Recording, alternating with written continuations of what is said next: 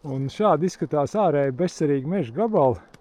kur ir aizgājušas ciet kaut kādas vecās padomu laika meliorācijas sistēmas, un tas gabals ar katru gadu kļūst slapjāks, un tad nekas riktīgi neaug. Tad tā pieņems lēmums šeit veikt tādu nelielu kopšanas cirti,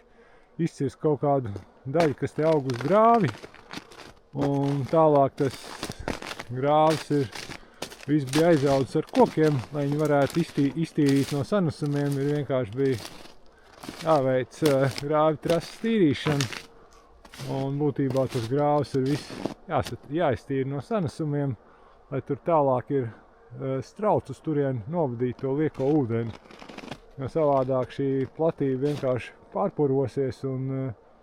būtībā no viņas mežsaimnieciskā jēga būtu maza.